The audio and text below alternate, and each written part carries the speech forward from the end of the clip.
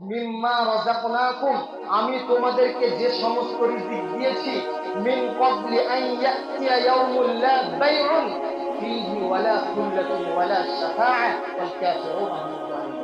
তো ওই দিন আসার প্রথমে, যেই দিন কোনো কেনাবেচা থাকবে না, যেই দিন কোনো বন্ধু বান্ধব কাজে লাগবে না, যেই দিন কেউ কারোর ব্যাপারে সুপারিশ করবে না, ওই দিন আসার প্রথমে তোমরা আল্লাহর রাস্তায় দান করো। আর এই আয়াত দ্বারা আমরা বুঝতে পারছি ওই দিন যে কোনো আল্লাহ তাআলার কোনো কেনাবেচা থাকবে না।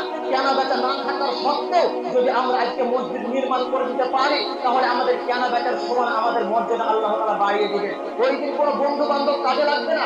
যদি আমরা এই দিনে মসজিদ তৈরি করে দিতে পারি, ওই দিনে বন্ধু বান্ধব না থাকা সত্ত্বেও আপনার এই মসজিদ বন্ধু বান্ধবের সমান কাজে লাগবে।